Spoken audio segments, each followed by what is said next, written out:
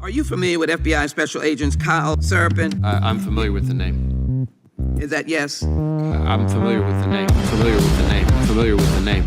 Let's bring in Kyle Seraphin. He's the FBI whistleblower who helped expose government censorship of our First Amendment rights. Now, we only have this memo because a recently suspended FBI agent called Kyle Seraphin brought it to the public, and we're grateful that he did. Kyle, thank you so much for joining us tonight.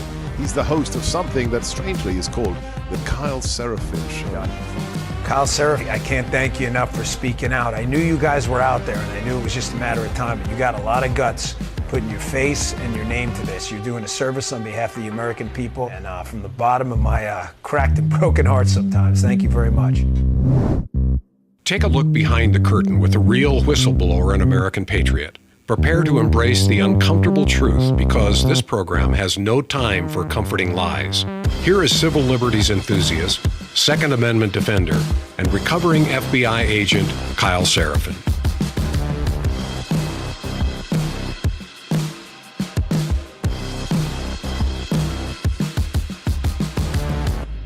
Hello, my friends. Welcome to the Kyle Seraphin Show. Today is Friday. It is January the 17th. Yes, it is the 17th. That makes it the day, at least the last weekday, before Donald Trump is sworn in. And we're going to do a little bit of a retrospective. We're going to have a little bit of fun. Apparently, we got the last few days of Joe Biden's time in office. That means it's torture time. That means we're going to play some fun stuff that he said, that his buddy Kamala said. We're going to just enjoy this little moment together, and we're going to be bringing on Steve Friend to do so.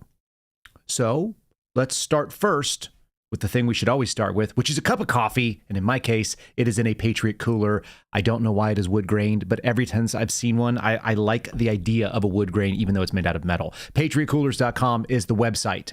Again, PatriotCoolers.com. They do make coolers, even though I every day use their tumbler. Most days, especially when we go grocery shopping, we also use their coolers. I keep it in the back of a minivan. It's how I keep my meat cold, so I can go and do things that kids want to do, like go to the park right after Costco. If you guys want to do the same thing, PatriotCoolers.com, promo code KYLE. Again, it's my name, Kyle. KYLE saves you 10%. If you spend $50 or more, so any of the big items, that's going to be easy. But if you get two tumblers, you should be in the right boat. And if you want to do the Kyle Seraphin Show collection, like you see displayed on our lovely wall behind me, you can get an engraved cup in 30, in 20, in 19 ounce, in 16 ounce. You can get a 40 ounce. You can get as wild as you like. And they are a superior product to the Stanley Cups and the Yetis and the other things out there. Especially when you say Stanley Cups. The other day I saw a lady saying that she stole like 2,500 Stanley Cups. And I was like, there haven't even been that many Stanley Cups awarded. What are we talking about? We're talking about something better. Anyway, check them out, PatriotCoolers.com. Thanks to them for supporting us. Let's get into it and bring on my friend.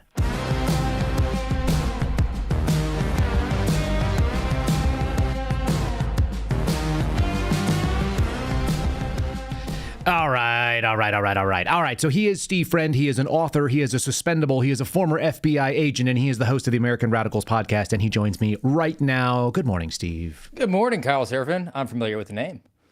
How are you doing today, buddy? I'm feeling pretty good. It's Friday. It's the end of the week. I don't have to do a lot of football watching over the weekend, as I've been doing over the last couple. I actually knocked all that out this week. Night games, freezing my butt out in Central Florida, 58 degrees required. 58 degrees. The last full measure of devotion, my friend. Broke out the hand warmers. I heard that there's going to be a polar vortex. There was much coverage of this. I decided to skip it because it said polar vortex in the south, and I went like, sounds like Steve will probably be okay. We'll just stay inside. I have seen there are projections that we will receive snow. If that happens, it's going to be a catastrophe. I mean, I've been in experienced areas where people saw lots of snow and there were traffic accidents. I don't know what the Florida drivers are going to do. We used to have a joke in the D.C. area that Maryland drivers, no survivors. But it turns that drivers and survivors always rhyme. So it doesn't matter what state you plug in there. You can plug in Florida drivers, snow, no survivors pretty easily. And with all the influx from New York, where they think that driving is a game that they can win, there's going to be no limit to the aggressive driving on the roads here. Yeah. The zero-sum driving game always kind of makes me angry. I like it when someone gets up from behind me and I'm in like a stack and we're going to have to merge and we're zippering in. And so I zipper in and then some a-hole decides to like pass me on the left because they're going to get one car in front of me. We're going to be at the light at the same time when we get there. And you're thinking all you've done is highlight that I'm going to hate you. And if anything bad happens to you, I'm going to keep driving. That's all you've done. You've basically just eliminated one possible friend on the road, and it's Driving is a game of inches. That's what it basically boils down to. You're gonna do like a Pacino on it. All right, you ready to get in some stories? Let's do it, man. Some people probably don't know this, but if you don't follow NPR, you're going to lose out on critical information like this. Joe Biden has moved to lift the state sponsor of terrorism designation from Cuba. Because why not? Because why not break things on the way out the door? This is a lot more petty to me than removing the W's. Let me read a little bit here. Joe Biden notified Congress that he intends to lift the United States designation on Cuba as a state sponsor of terrorism, and the White House has announced this. It's part of a deal facilitated by the Catholic Church to free political prisoners. So in order to get Catholics out of jail, we have to not call the people who did some terrorism terrorists.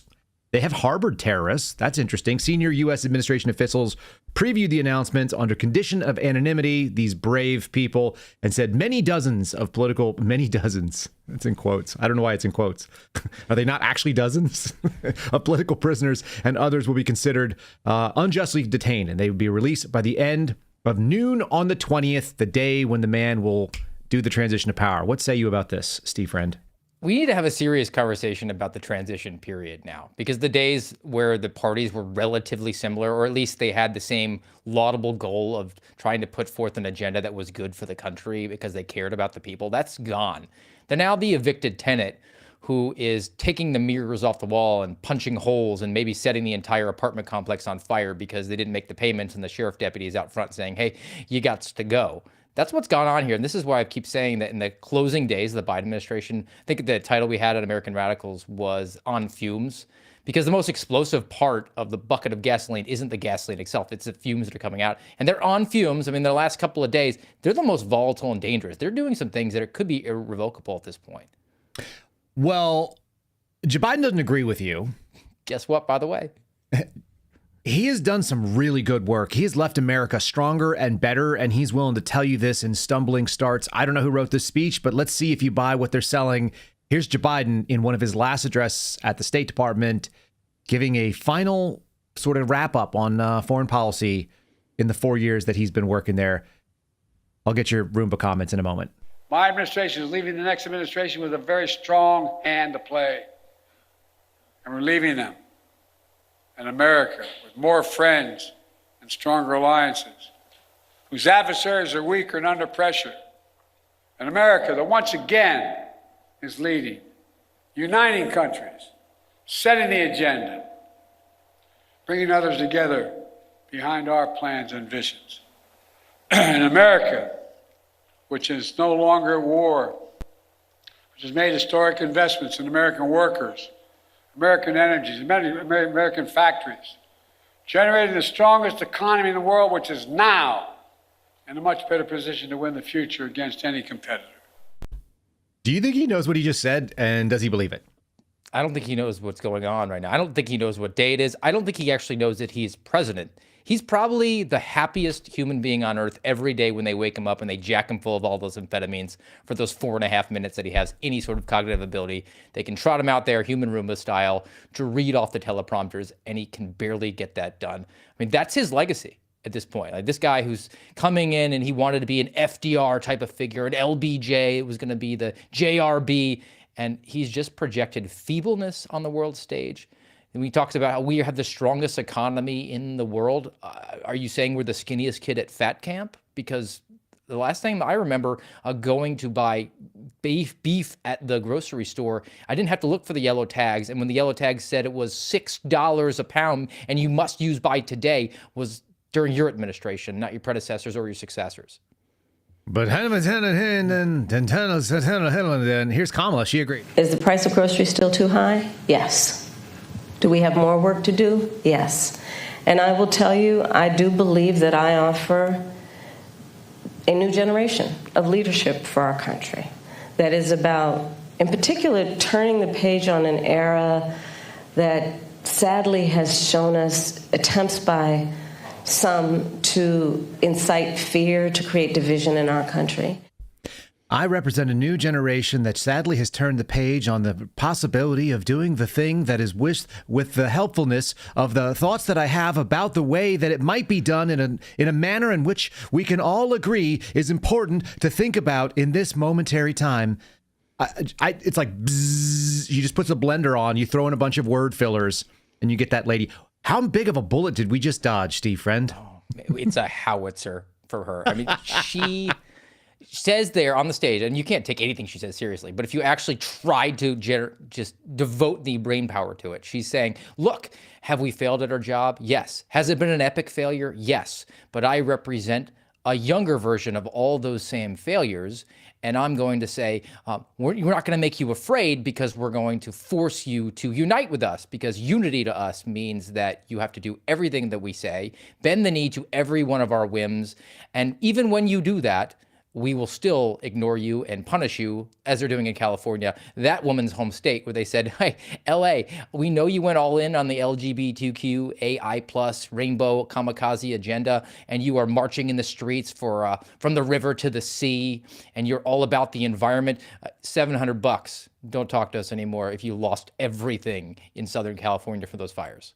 Should be fine. You could be able to at least get at least half a night stay in a decent place, like maybe Airbnb. Listen, she has real serious thoughts about how to solve real serious problems. I got one more clip. Folks, I'm not going to torture you all day, but I am going to play at least two more. This one looks like this. And so it's critically important that, to the extent you can find anything that gives you an ability to be patient in this extremely dangerous and unprecedented crisis, that you do. What did she say? I don't know. I was looking at the pumpkin. She was at a disadvantage because she had a binder in one hand. She couldn't do the pumpkin that's inversely related to her grasp of the material. If she feels pretty confident, the pumpkin's relatively small. But as she gets more and more unfamiliar and uncomfortable, it becomes something that Cinderella can ride to the ball, which is where she was at. Every time she speaks, she reminds me of your perfect statement of being Magneto as you go off into the void and you have a firm grasp of the information and a firm grasp of where you stand on whatever it is you're talking about. And you don't know what the next word is going to be, but you just have faith and you're able to assemble that bridge in front of you and you just forget it as soon as it's gone. It's really a weird feeling. She does not have the chops for that. She has no ability. She is the greatest barometer for our progress of artificial intelligence. When she became the vice president, she was like the autofill on Google, and now we have Grok, which is creating images of her boxing a kangaroo, which I did with my younger son the other day, and we were laughing about. That is a good image. I want to see her box a kangaroo. I want to see some other things. I actually, I've been flirting with, and you talked me out of this, but I'm not sure that you've completely convinced me. For some reason, James O'Keefe is looking for clicks again, so he's decided to stir up a social media beef with me, which is fine. What I would like to do is challenge him to a boxing match where we can do some charity, fundraising, and we can do it for somewhere I don't even like that much. Like, I don't even like the people that Empower Oversight. I'm not a big fan of them. I think they're weak. But I'm willing to raise money for a whistleblower legal foundation by bleeding James O'Keefe on a mat. Fight with cash. I don't know if Fight with Cash is going to stay around after he gets confirmed. I got the instinct they're kind of like dumping all their stuff because he's going to have to probably not run like a nonprofit for whistleblowers if he's working in the government. But yeah, I'd be happy to put the money into Fight with Cash, 100%. But wouldn't it be kind of fun to just see like a Catholic father of four, like approaching middle age? Go after a guy who's incapable of getting off a couch without making a groan. Just dance around the ring a couple of rounds with a guy who's got 40 pounds on him and like 6 to 8 inches worth of reach, and still put him on the ground and make him cry. I think I could put James in the fetal position. I'm willing to give it a shot. I think you could do it without hands. Just headbutt him down there. It would be far more entertaining to do the sumo wrestler suits. I don't want to run into it with my head. That sounds like a liability. I do remember standing in a place when we were at AmFest together, and we were talking about things that were difficult, and he explained to me that he'd been on house arrest for like a year and a half, whatever, for part of his for breaking and entering into a federal building and attempting to wiretap illegally, which was really, he got lucky. He did some really dumb stuff. So he was telling me about how house arrest, where he was allowed to travel for work, by the way, he just had to file a permission request.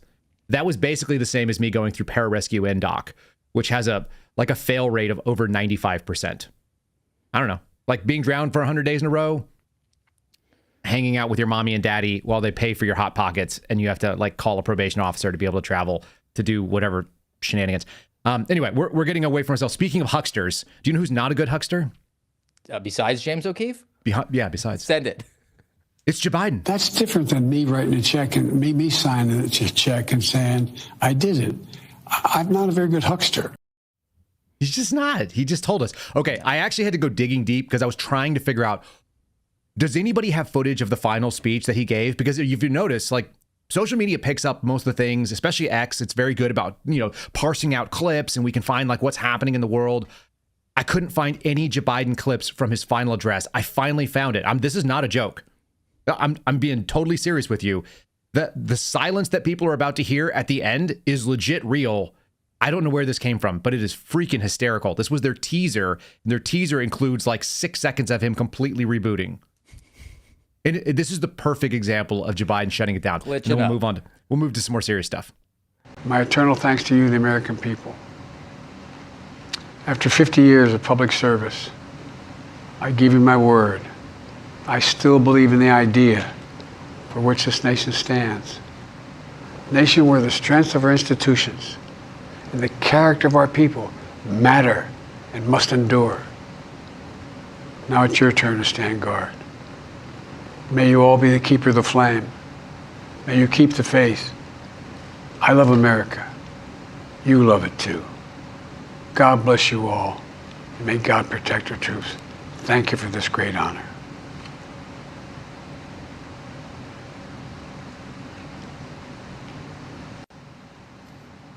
Clear.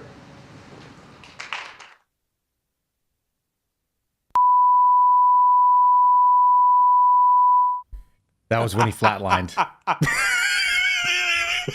It's the most perfect end to that feeble human Roomba. The only other better sound effect would have been when the Roomba hooks back up and it starts to like dump its supply, and you hear like yeah, when it regurgitates all the pet hair that it's been picking up. What just happened there? That guy's entire legacy, it can be summed up in his final year in office, where he had a special prosecutor say that he was a feeble old fool who couldn't stand trial. And then he stood on stage in front of 60 million people and showed us all how he was completely incompetent. And he said, we finally beat Medicare. And Donald Trump looked at him, head cocked, and said, yeah, he beat it to death. And I'm not sure he knew what he was talking about right there. Perfect. Yeah. I mean, he executed himself in public, which usually is not something that people are down for, but it worked out really well. I guess America lives. Ever since Donald Trump was indicted, the federal election interference case in 2023, there was a lingering question about why the special counsel didn't charge him under the Insurrection Act. And we finally got an answer. In the voluminous report that Jack Smith released, it says, here's the federal law. And it appears that nobody's ever been charged with this, at least not in 100 years. So they didn't bring it because the special counsel wrote that the cases interpreting that statute, quote, are scarce and arose in the context that provided little guidance regarding its potential application in this case. Well, that's really hard to figure out because I'm fairly confident that all the mainstream media have been pushing insurrection since January 6th of 2021. How did they just not figure out that that wasn't actually insurrection? The media narrative apparently didn't work, Steve, or what? He spent $50 million to come to the conclusion that what he wanted to do was not legal. No further information was required. And the actual case that he had in the classified documents, Jonathan Turley wrote about it, and I thought presented a pretty concise and understandable argument. It was basically lying to federal agents, but that wasn't good enough. So they wanted to go further and get the insurrection so they could label him and justify that label the legacy media had for him, and then maybe invoke the 14th Amendment and get really all wrapped around the axle. But that's ultimately, what it was about. His eyes were bigger than his stomach on this, and it wasn't enough. He wanted to have some sort of headline grabbing. That's the same guy that charged Bob McDonnell, the governor of Virginia, and put him in prison for some sort of bribery charge, which the Supreme Court overturned. And the reason for that was Bob McDonnell was on the short list to run for president for the Republicans. He's been a complete political hack and partisan for his entire career. I am curious, what do you think about the beard, though? You're a beard guy. His beard is weak. His face is weak. His grill is weak. His hairline is weak. Everything about that guy. I'll take him on in the same ring. I'll go back. I was to just back. going to say, do you think James O'Keefe I just would want grow to a fight beard if people he right could? now. I think that it's the year of vindication and fighting. Let's just throw some hands, man. Let's put some freaking gloves on and let's dance it out and make some money for some people that need to have some money raised for them. I don't know why. It's just looking at these two. You're like, one of these guys is the president of America. Another guy was like hanging out in Europe. And every time I see a picture of him, I despise him more. And He's the married kind just of guy that calls it a holiday when he goes on vacation. Yeah, talks he's like an 87-year-old woman like they all do. I don't know why they sound like that. All right, speaking of 87-year-old women, she's not quite that old, but she's drinking like it, like she doesn't have a job tomorrow. I wanted to give you a little taste. Hold on, I actually have a story for this, because this was something...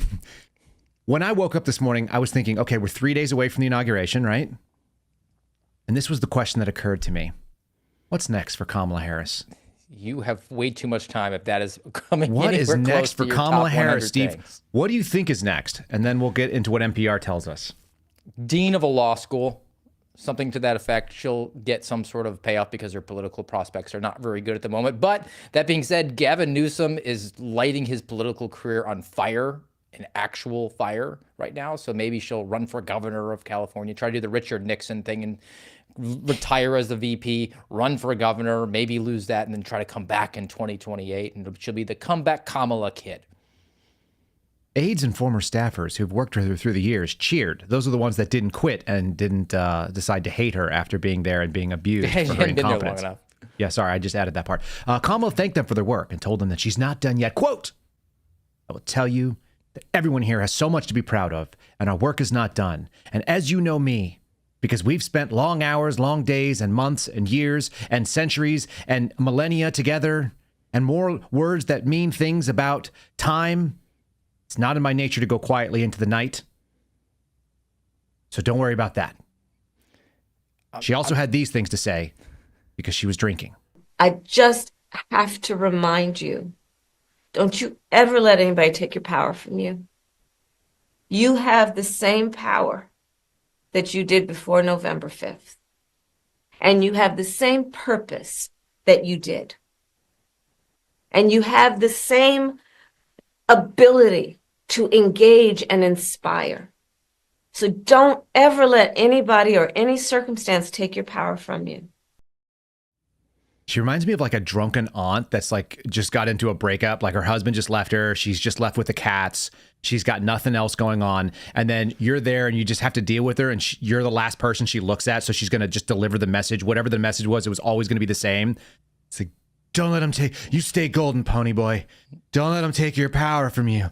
And you know it as you go out there, and it's just awkward and sad. The ultimate man test is you're seeing a crying woman and you don't have to provide, you should definitely not provide solutions. You just have to be there to take it. And that quote is one of the two quotes that my older son has just implanted in his memory right now. He's got the same sort of touch that you do where he's able to do the impressions really well and get the inflections. So just randomly we'll be driving around and be like, don't let anyone take away your power from you. And the other one, he'll do the Joe Biden say like, I'll lead an effective strategy to mobilize true international pressure. That's good. I am concerned though about Doug Imhoff in that picture because that's quite gay. A grown man taking a picture with his own cell phone when there's a professional photo crew there, and he's smiling from behind the camera. So first gentleman, second gentleman. This came up on the Colin show last night, and what I realized, Steve, is that I somehow, even though my generation is like right on the cusp of it, I missed the selfie instinct. Oh yeah. I don't have it. I don't have cool pictures with people that I've met that are cool people. I don't have any pictures with Cash. I have 0 pictures with Cash. And people were like posting like, I support Cash. I met him once at a football game. And I'm like, I had dinner with the dude and I like drank beers with him. I support Cash, but I don't have any pictures with him. So whatever. You know, I just don't have it.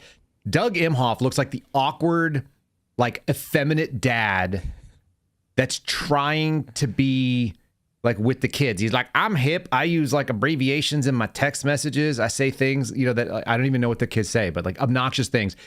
This is so staged. It is a perfect visual for her going out the door.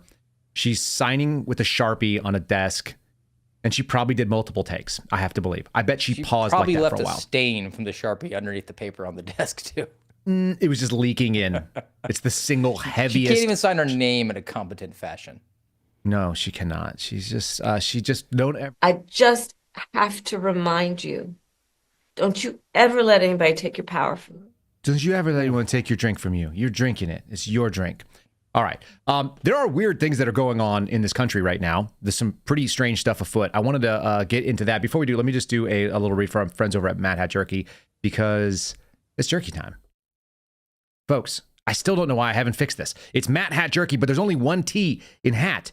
How many T's are in hat? One. MATTHAT jerky.com/Kyle. That's where you go to Matt Hat Jerky if you guys want to get some of the best jerky that is out there. It's superior to anything you find in a gas station. That's for starters. It's better than Costco, which is a big claim because Costco has a lot of really good stuff. You can order it direct. You just punch in on that website. You're going to save 20% by punching in my name, KYLE. So that's a good move for you. We get a little cut of the profits there, and you're going to get something that even your kids will eat. Will I guarantee it? Maybe. My son is as picky an eater as there is. But he will always eat a bag of jerky, especially if you get him his own. Get him the little 2 ounces. He'll take it on a car trip. He'll just punch out some jerky, and you can make sure that your kids are eating protein. If you have grandkids and they are picky, or you're going to go for a road trip, MattHatJerky.com/Kyle. That's where you guys go. I like black truffle, and I like the roasted garlic. Steve Friend, have you guys tried out, or do I need to send you some Mad Hat? We have not tried the Mad Hat, but I only eat almonds that are, freeze dried. So do they do the same treatment to almonds? I don't know if they're going to do a black truffle. I don't even believe, my wife and I had this conversation the other day. I don't believe that there is such a thing as black truffle.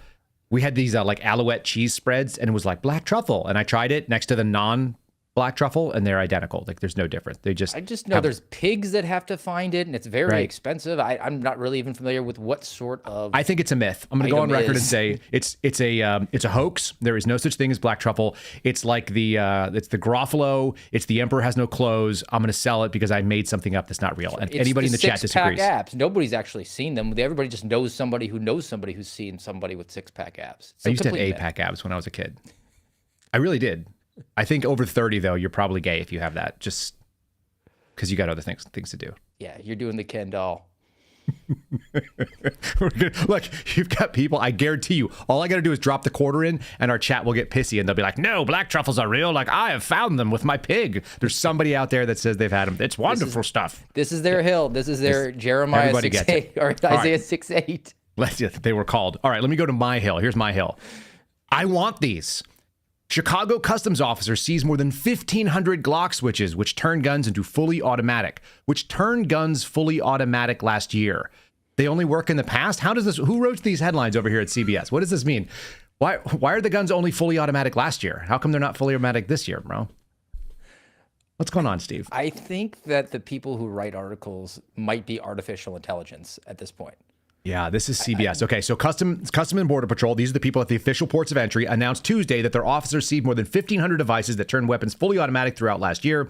The agency said that they seized 473 shipments containing 1,507 weapon-modifying devices. You're seeing them on the screen right there. That's all it takes. The so-called switch, which allows your Glock. Did they purposely call it a weapon-modifying device so they could say it was a WMD? That's an interesting question. I don't know. I've never heard that term before, and I've been around firearms quite a bit. I have like a whole room full of them. This is between January and July. They stopped 155 shipments of 340. This seems like an article that was like light on facts, so they just broke out the report in 6-month intervals. Yeah, got the DOJ press release. Okay, so for whatever it's worth, these things are mostly made in Chinese. They are shipped in on like Temu or Alibaba or whatever else. They are not complicated to make. It's the effect of an auto sear, but they end up being this little switch that just triggers it. And some of them are not very well made, so they don't actually make the gun fully automatic. What they make them do is go, and they just spit the entire magazine without stopping. So whatever you press the trigger down, and they just unleash 15, 17, 33, whatever rounds they have, because they all got those extended clipazines. What do they call them? What do those clowns call the extended mags? They have a name for it. Oh, I mean, the clips, that is what they call them. And then they're under the impression that if you just stop the manufacturing of the clips, then you won't ever be able to reload a firearm because I guess you fire once. Because the clips are ammunition, as we've heard. Yeah, we've heard some of these dummies talk about it. In any case, I think that's really interesting. So Chicago, not really, like guns are basically outlawed in most of Chicago. They have very strict weapons control in all of Illinois, which is why I won't go there. I won't go hang out with Julie Kelly there, even though her brother invited me to come hang out in Chicago. I don't want to leave America. I don't have my passport current at the moment, and I'm not going to go get my shots. So that's not happening. But there's some other really cool stuff happening. It's not just machine guns in the hands of the Utes. Have you seen this one? I think you guys talked about this the other day. Bronzeville apartment building evacuated after an explosive material found? Yes, because they're just a third world country at this point, right? Like Dude, we've allowed millions of people into the country completely unvetted, and they are setting up whatever they want because they're not willing to embrace our way of life and our culture and the way that we don't just blow things up or go around killing people or obeying basic traffic laws. And that's why these little enclaves have been set up. And it's not just limited to these border towns. Every state, every major city now is a border state or a border city. Watch this video, folks, because I have not seen a lot of play on this. I credit to Amuse, which is a Twitter account that pulled this out. I've been kind of sitting on it for a couple of days. I haven't heard much more. What I wanted to see was this going to get picked up and people run with it? Because this is a pretty wild story, especially in the wake of the fact that we are about to have an inauguration in 3 days. So explosive scare, people with bomb-making equipment. This doesn't sound like somebody who was making pipe bombs in their yard in Virginia. This sounds like more like the real deal, but I'll let people listen and we'll weigh in. Guys, the suspicious materials in question were apparently discovered by a contractor who was scheduled to service the units inside this apartment building. We talked to her, and what she says she found were pretty clear red flags that needed to be reported to authorities. Pretty clear. I had the master key, and I went in there, and I came across a lot of things, and I was like, that don't seem right. Melissa Caraway works for an HVAC company that was scheduled to service units at 533 East 33rd Place in the Lake Meadows neighborhood. She says residents get advance notice that they'll be making the rounds and entering their units. When no one answered the door, she says she let herself in. And I came across some C4, some explosives, a rifle, a lot of fake IDs, a lot of fireman stuff, a lot of police force stuff, and it just looked like it was fake, you know? She says the discovery happened around 10 a.m. in a unit on the 6th floor. She wasn't sure what to do at first, but says she called police about a half hour later. Video of the response shows law enforcement with ballistics shields, others with rifles. The entire building was evacuated, officers going door by door to tell residents they needed to leave. I was afraid because I didn't know what was going on. So, again, I've been out here since like 11:15, 11:30, and I still don't have any information. After several hours inside, CPD says its bomb unit cleared the scene as a precaution. What do you think, Steve? What's going on here? I'm really suspicious she waited a half hour. I think she probably was looking to see if there was anything good in there. And for her own personal protection, living in Chicago, you maybe pocketed a couple of units of C4 there. How does she know it was C4 also? How does she know what C4 is? That's what, look, I mean, maybe it's an inside job here. Maybe this has all been one giant connection we have to go through. Maybe she's shaking them down. The security concerns that we have now, beyond just like the illegal alien possibilities, and then this, who knows if it was illegal aliens or it was just some sort of plot that was going on from domestic people with ill intentions. But a guy yesterday, one of my other moles on the inside, was sending me things about drone technology. We got this inauguration coming up, and the fact that now the geofence tech has been removed from drones, the made in Chinese drones. This is DJI, yeah. Yeah, that are restricted. You put them up in the air, and the ones and zeros, the programming, restrict their ability to go to certain places. Like you can't just fly your drone over the White House. Well, lo and behold, you know what? That's gone now. Do you have confidence that we can secure an inauguration for a guy who's they've tried to kill a couple of times, and then beyond that, people who they're happy to put into prison for First Amendment protected activity because they happen to vote a way they don't want? I mean, they put a guy in jail yesterday for J6. Yeah, no, it's still ongoing, and people are shocked. It's like, well, what would you expect? They're going to go right up to the wall because they don't think they did anything wrong. That's the whole point. You brought up inauguration, so let's talk about the inauguration. What do you think about this? Michael, Michelle Obama is going to skip the Trump inauguration. Why would she do this? Who would tell her that she can't go? This is CNN reporting it. And former First Lady, who lives in Washington, D.C. This is going to be a big party. I don't know what she's doing. She's not going to attend Trump's inauguration. She said former President Barack Obama is confirmed to attend the 60th inaugural ceremonies, but former First Lady Michelle Obama will not attend the upcoming inauguration, said the office of Barack and Michelle Obama. What is that? What is the office of Barack and Michelle Obama? Is that a company? Yeah, well, Big Mike there. She is the black face of the worst people on earth, right? The white liberal women from the suburbs. And she just has so much resentment. The mask has fallen away. They've got nothing to lose at this point. I think people really, when they are pushed for a decision, they show you who they are in two situations. When they have everything to lose and they have nothing to lose. Mm-hmm. And I think you can make a case either way for her at this point. I mean, they're certainly not going to be declaring bankruptcy anytime soon. Netflix is going to keep the Obamas afloat, even if they came into financial hardship. But I think politically, because the winds have shifted so hard, they have nothing to lose. They don't have to be magnanimous and say, look, Donald Trump didn't come to the last inauguration, but we're just better than them, right? When they go low, we go high. Remember that? Big Mike said that. But now it's when they go low, we just bend down and make sure we take a headshot. There were tears. There was that emotion. But then to sit on that stage and watch the opposite of what we represented on display, there was no diversity. There was no color on that stage. There was no reflection of a broader sense of America, she said on a podcast in 2023. The Trumps didn't go to Joe Biden's inauguration in 2021 amidst the president's false claims that he won in 2020. Oops. You can tell we're getting this from CNN. Who else is not going to show up, do you think? Oh, I know that Grandma Vodka is probably going to be out. She has a new hit now. Okay, we're going to call her Knuckles McChicken Bones. There she is. Former House Speaker Nancy Pelosi also is going to be gnawing on chicken bones that she picked up from the House of January 6ers on Patriots Day Eve.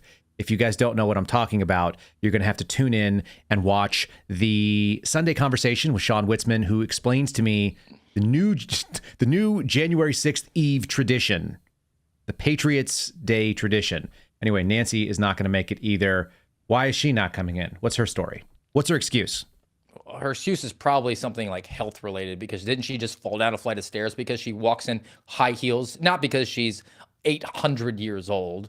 Right. But no, Nancy versus stairs is it's not a your bet is very easily put on the right one there. Well, I think that for her, a set of stairs would be like a slight grade hill, because she's a million years old at this point, and she could probably just stay home and maybe look at her stock portfolio, which went up, 200% last year? I mean, just the face of evil. This is what happens when we allow these people to be around there, when they have nothing to lose anymore, when the vestiges of what was once a human shell are going away. The collagen is no longer in the skin. We see the soulless demon, who they are. I mean, she can say all she wants about the children, everything I've done, and she can have her dentures clacking away forever. She's just never going to go away. She's a terrible human being, as is Joe Biden, as are all these people. And I don't even care if they're a Republican or a Democrat. There needs to be, as Kamala wanted, a turning of the page generationally on this. Like, is Generation X like the most overlooked ever? They just never got their chance. Just doing something else. They just got overshadowed by these drunken buffoons. I think it's pretty terrible, man. Pelosi's drive steady is probably a 0.16. Explain what that is so people understand what you just said, because I know what you just said, and that's troubling. Go.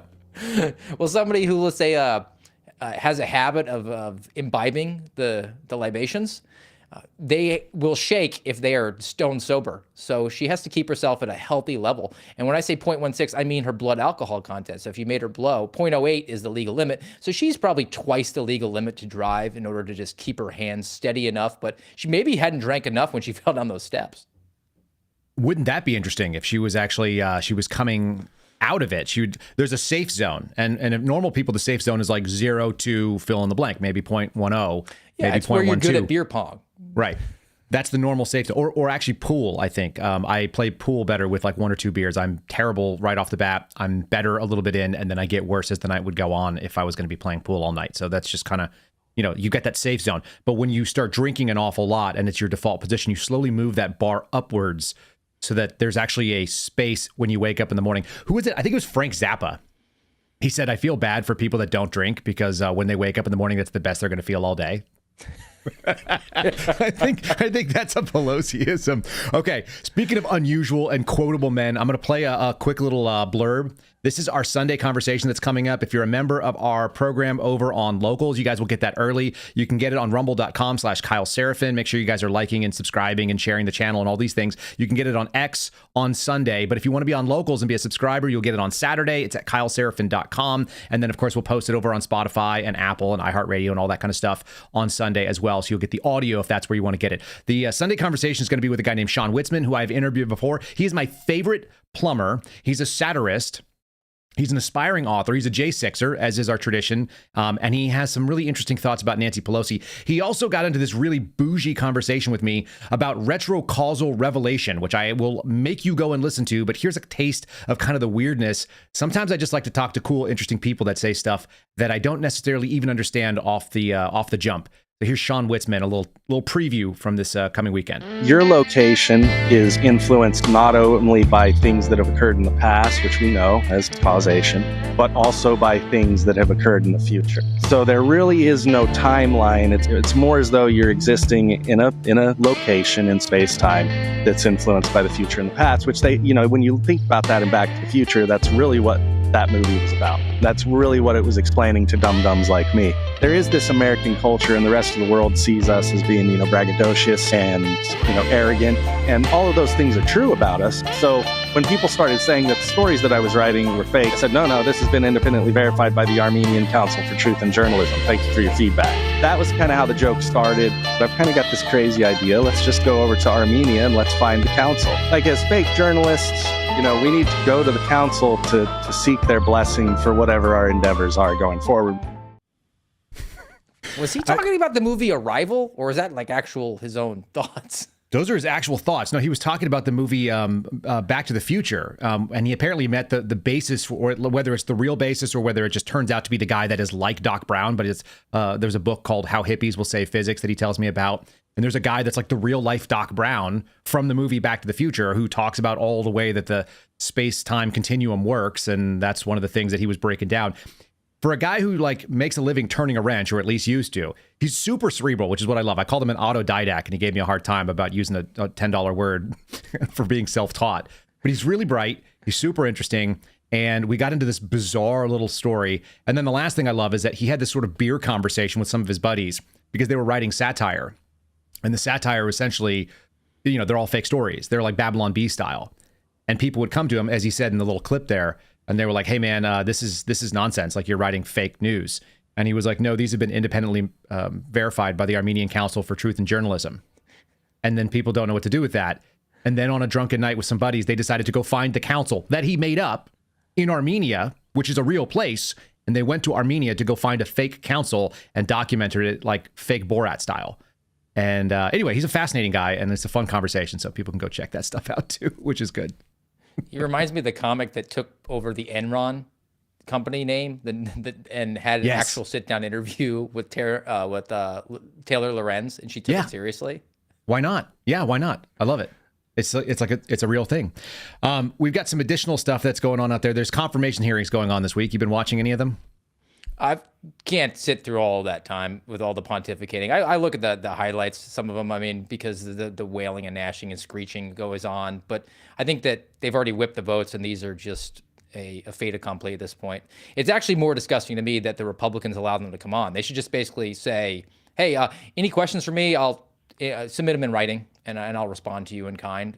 We have the numbers. We don't care what you think. Yeah, but the Republicans want their time too, right? They want to get their moment so they can get on the other side and get on Fox News tonight for the cable news. So it's a dog and pony show. We've talked about it before. They play with the camera angles and they reclaim their time. It's ridiculous. They give speeches about things that have nothing to do with anything. They ask Pam Bondi about Kash Patel. They tell people what they think about Trump, which doesn't matter. Some of the reasons that there may not have the 100% vote in the bag is because of people like Lisa Murkowski. So I'm going to play a little clip from her. She seems useless. Alaska, get your shit together and get rid of this lady. I am in the midst of the advice and consent rule. This is exactly the second confirmation hearing that I have been part of. We just started the confirmation hearings this week. I think along with everybody in the country, is watching them. And so I think it's premature to ask where I will be on any nominee until this process actually gets moving. So I'm doing what I do best, which is occupy space and collect a public paycheck. And what she does best is do the uptalk that all the dumb people do when she talks about the confirmation hearings that she's been a part of. This is the second time. Ranked choice voting is evil. Get rid of it, Alaska. It's got to go. Here's someone that doesn't suck. Here's Rand Paul talking about Kristi Noem, which I think is really fair. And he did get his time on Fox News. So, haha, Murkowski. Yeah, I'm definitely a supporter. I've known Governor Noem for quite a while now. I think she shares the president's concern and really all of our concern, really all of America's concern about, making sure dangerous people aren't coming across the border. This week, we've had a lot of attention towards this. We're working on the Laken Riley Act in memory of the young woman who was killed by an illegal immigrant who frankly shouldn't have been here. Yesterday, we held a hearing called Remain in Mexico, talking about the executive power that has been granted to the president to fix the border. We actually think most of these things can be done and actually were done in the first administration without legislation. Legislation would be great, but it's hard to pass bills in Congress with Democrat opposition. But I think the president's going to do a lot on day one, and I think Governor Noem will be there to help him. So here's a fun little story. This comes from MSNBC. This was written by Ali Veshi, which is just an adaptation of an episode they did January 12th, talking about ahead of Trump's second term, mixed status families brace for the worst. Steve, read between the lines for me. What is a mixed status family in the context of an immigration debate? Abuela is illegal, and we're saying that their grandbabies are anchor babies. Such a jerk. Trump has pledged to pursue the largest deportation effort in American history. The president-elect spent months preparing his base for what is essentially a mass displacement of human beings. No human being is illegal. Do you think that this sign that we're seeing up here, which, by the way, did not come with this article, but I went and found it, it says, "We are immigrants here to stay." Do you think they meant Tuesday? Do you think this is a kind of like one of those mispronunciation spelling things that doesn't translate from the native Mexican? I'm actually thinking that if we do it with the uptalk, as is common for those who come from south of the border, then it sounds like a question, and that actually bodes well for us. So we're immigrants are here to stay? No, you're not. You're going. Abuela, you got to go. You got to go. You got to go out. And here's a little fun story from CBS, which is saying that Donald Trump is going to install the former Texas border czar, as appointed by Greg Abbott, to be the Border Patrol chief. So say some inside sources, incoming Trump administration planning to install as the head of the United States Border Patrol, a guy named Mike Banks, who spearheaded Greg Abbott's border crackdown, expecting to be appointed after President-elect is sworn in. Two sources familiar with the matter told them, I'm sure they're going to be terrified. He's a 28-year veteran career official with the agency, set to retire from government service in April. Can we leave that picture for a second? Now, I'm interested in your theory on this one, of why Kristi Noem was selected as Department of Homeland Security Secretary. Yeah. Because you contrast that guy and Tom Homan with the sparkly eyes of Kristi Noem. If she goes forward, and if Donald Trump is nothing if not somebody who's familiar with the presentation on television. Yes. And Kristi Noem says, we got to send Abuela home. Maybe a lot more palatable to the American people who are too wishy-washy, the norm and normie from the suburbs, than that guy right there.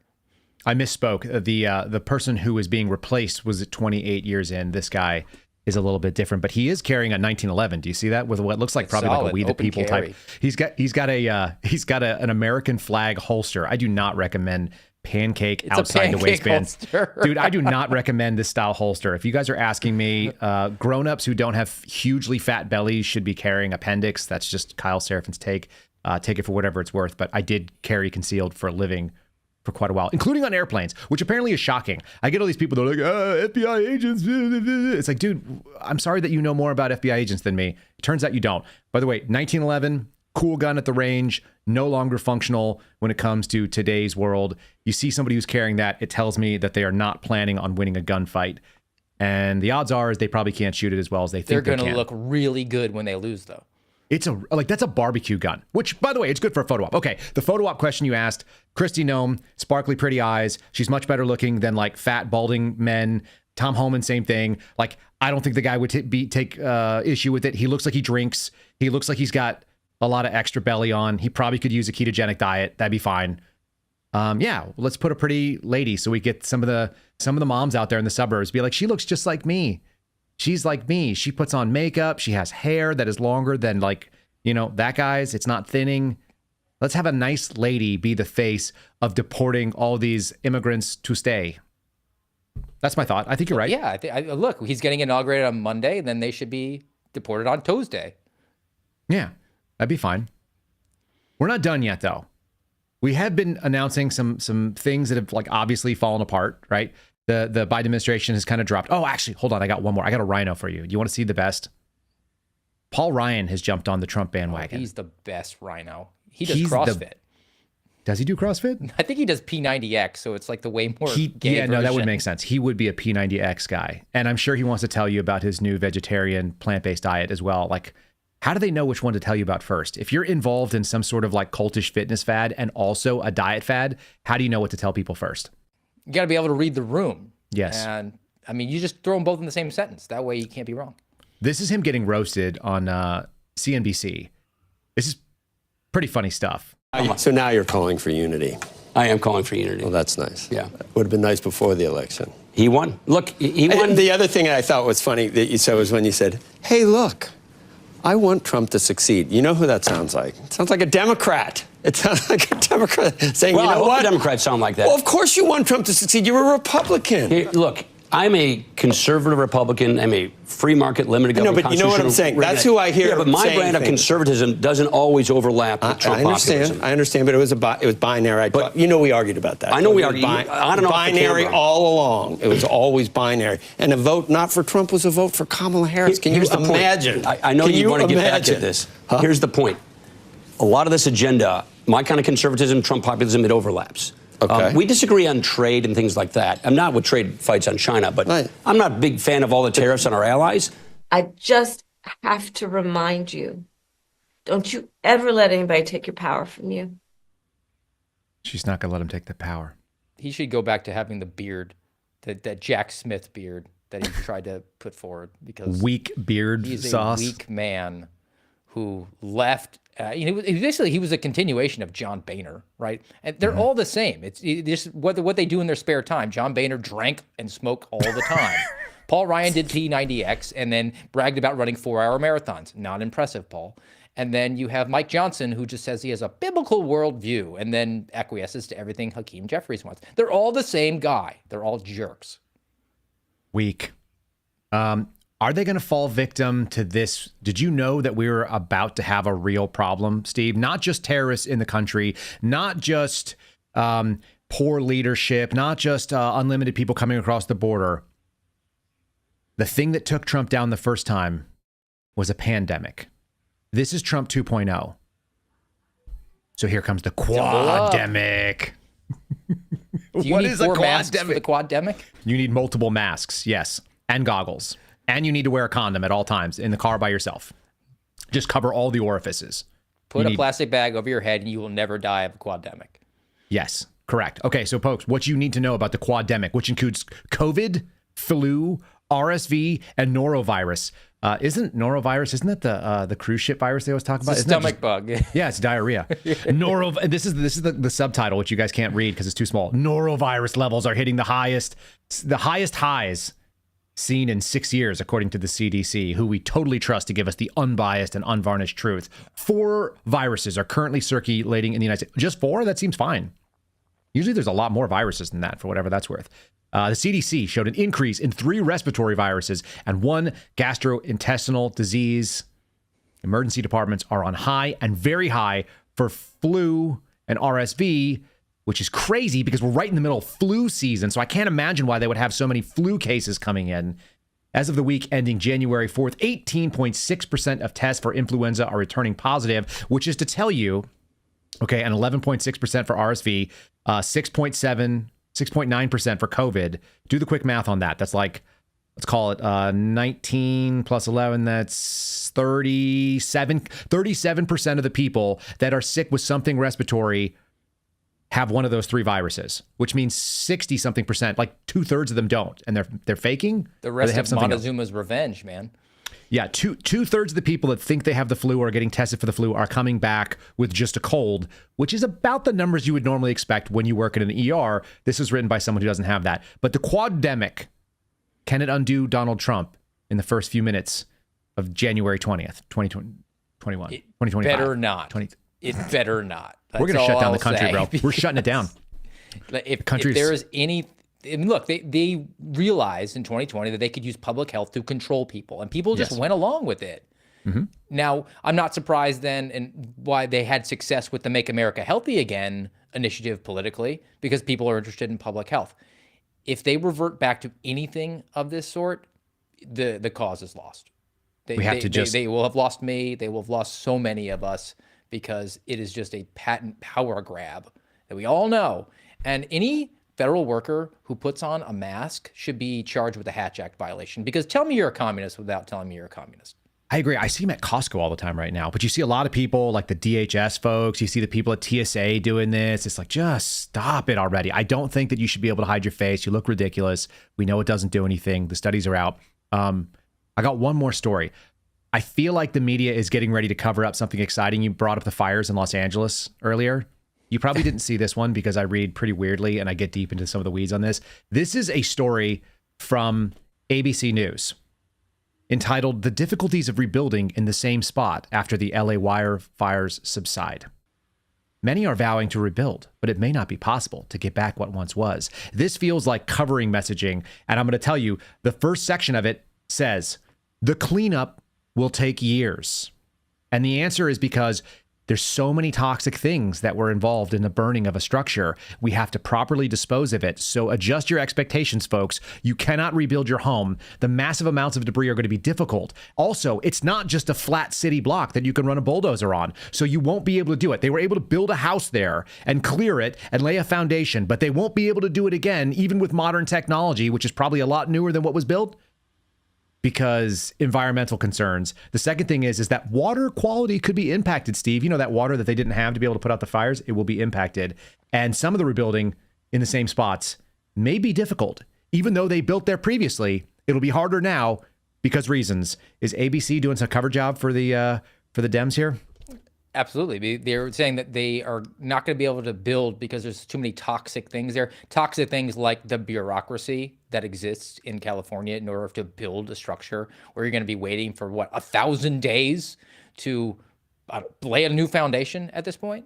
Allow me to add something else to it, though. This is something you probably didn't consider because you're not that thoughtful, and neither am I. People who are impacted by natural disasters feel a strong sense of grief, panic, fear, loss, and sadness, according to the Department of Psychology at the University of Houston. There is a psychological trauma between natural disasters and the community, and it's been well documented. And that will also make it harder to build because of psychological trauma. I did not know that if you had all your worldly possessions and goods burned up in a blaze and maybe lost a family member, you might have a sense of loss. Let me educate you. According to the American Psychiatric Association, the mental health consequences of a single weather-related disaster for most people include mild stress and insomnia, high-risk coping behavior such as increased alcohol use, and mental disorders to include depression, anxiety, and post-traumatic stress syndromes.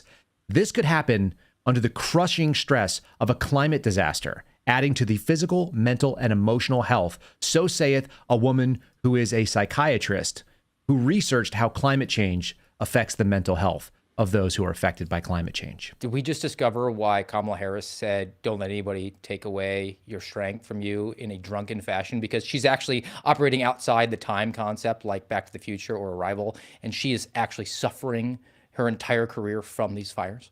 She's been suffering because the things that happened in the past and the things that happen in the future have a direct play on what's going on right now. And she just has this one message. Drinks to be unburdened by what has been and what she will knows. be. I just have to remind you, don't you ever let anybody take your power from you. Don't you ever let anyone take you. You're so pretty and you know it. You're such a pretty lady with a nice hat. She's drunk Jenny. I could just see her just petting hair. Oh my God. Yeah, that's exactly it. She could have been an FBI EAD of HR for sure. That's who she is. Kamala Harris is the HR director for a small printing company in Pennsylvania. She's like the Office character. That is very appropriate. That's terrible. Steve, tell people what you got coming up on American Radicals this weekend, and then I'm going to give a palate cleanse that we can all just sort of enjoy. It's a reimagining of a brilliant song. Go ahead and tell us what's coming up. Join us on the American Radicals podcast. Garrett and I are going to be getting into the enemy within. We're actually going to break down. Garrett has a long Substack about FBI abuses that have happened in the last couple of years. We have a new entrapment that we're going to get to, the FBI playbook of finding a vulnerable person and exploiting them so they can spring the trap. And if we have time, maybe promoting our friend Steve Baker and Joe Hanneman's piece about directed energy weapons. So all that, so much more on rumble.com/amradpod, Saturday, 10:30 Eastern Time. There it is. Steve Friend, thanks for joining me this morning. I appreciate it. Thank you. Have a wonderful weekend, bud. I'll talk to you soon. See ya. Ladies and gentlemen, that's the program for the day. I will not leave you without a little cleanse. This is something from a group called There I Ruined It. They are fantastic. You can find them over on YouTube. It is a brilliant little song, and we're going to play a reimagining, including some footage. My wife tells me it's from the Broken Spoke here in Austin, Texas, which is about 40 minutes south of me, a place where they do line dancing still, and it just sort of stands out against the urban sprawl that has become the Austin skyline. Here is a little bit from Radiohead in a different format, and I like it better, I think.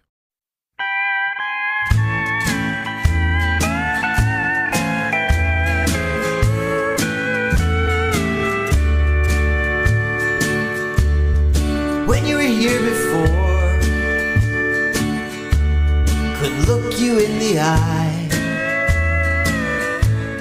You're just like an angel. Your skin makes me cry. You float like a feather in a beautiful world. I wish I was special. You're so special. But I'm a creep. I'm a creep. I'm a weirdo. I'm a weirdo. What the hell am I doing here? What the hell? I don't belong here. I don't belong. She's running out the door.